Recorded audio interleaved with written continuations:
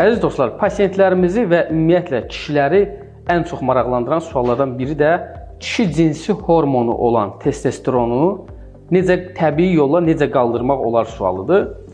Bu sual haqqında və bu mövzu haqqında bugün danışacağıq. Əziz dostlar, biləsiniz ki, testosteron xayalarda ifraz olunur. Testosteron hormonunun 95% xayalarda ifraz olunur. Testosteron kişilik hormonu sayılır. Testosteronun miqdarını adətən gün ərzində 3-10 nanoqram millilitrə olaraq dəyişir və testosteron əgər orqanizmin funksiyaları yerindədirsə, testosteron miqdarı da yerində olur. Normal testosteron normal kişi cinsi fəaliyyəti deməkdir.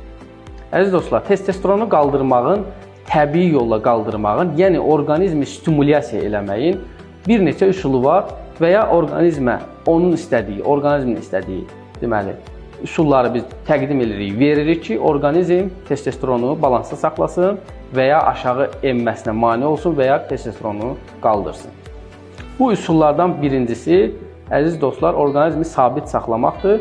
Hansı ki, bu da yuxu rejimi nəticəsində olur, yuxu rejiminin qaydasında olması nəticəsində olur. Normal yuxu kişilərdə testosteron hormonunu qaydasında saxlayır. İkinci ən böyük testosteronu normallaşdıran və ya qaydasında saxlayan kifayət qədər mayenin qəbuludur. Əziz dostlar, gün ərzində 2-3 litrə qədər maye qəbul eləməlisiniz ki, bildiyimiz kimi xayalar da digər vəzlər kimi vəzi olduğuna görə kifayət qədər maye qəbulu testosteron hormonunun normada qalmasına kömək eləyir. Üçüncü ən böyük testosteronu normada saxlayan vasitə qidalanmadır.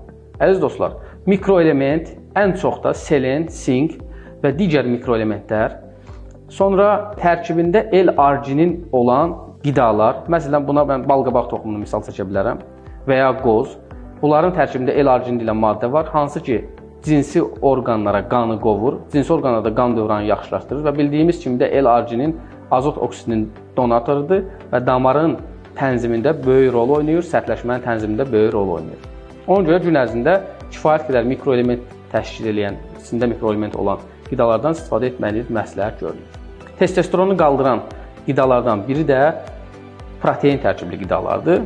Əziz dostlar, amma protein tərkibli qidalar içərisində mal əti və ya qara ət istisna olmaqla istənilən növ protein olan qidalar. Məsələn, yumurta, istənilən növ quş əti və ya hər hansı bir balıq və digər məhsullar ki, hansı ki tərkibində daha çox protein var və bunlar zülal tərkibli qidalardır. Bunlar testosteron hormonunu qaydasında saxlayır. Bir də kişi cinsi sistemi adətən beyinlə kontrol olunur, digər sistemlər kimi. Ona görə əzələlərin stimulyasiyası kişilik hormonu olan testosteronu həm qaydasında saxlayır, həm də artırır deyə bilərik. Ayaq əzələləri, bud əzələləri, qarın əzələlərinin davamlı stimulyasiyası, davamlı məşqi kişi cinsi hormonunun artmasına gətirib çıxardır. Məsələn, siz əgər gün ərzində 30-30-30-30 olmaqla 4 dəfə oturub durma hərəkəti etsəz, ayaq əzələlərinin yükləsəz, ayaq əzələlərində kiçik ağrılara səbəb olan məşq eləsəz, kişi cinsi hormonu olan testosteronun artmasına, həmçində bundan başqa təbii ki, prostat vəzinin, əzələlərinin və aralıq nahiyəsinin məşqinə gətirib çıxarda bilər. Əziz dostlar, testosteronun aşağı düşmə səbəblərindən biri də yuxusuzluqdur və yuxusuzluq prosesində nəticədə kişi cinsi hormonunun miqdarı aşağı düşür. Testosteronu aşağı salan digər səbəb stres vəziyyət və stresin olmasıdır. Hansı ki, stres vəziyyətinin uzun müddət davam eləməsi kortizol hormonunu qaldırır. Bu da kişi cinsi sisteminə və hormonlara ziddir. Şu hormonu aşağı salır, testosteron hormonunu.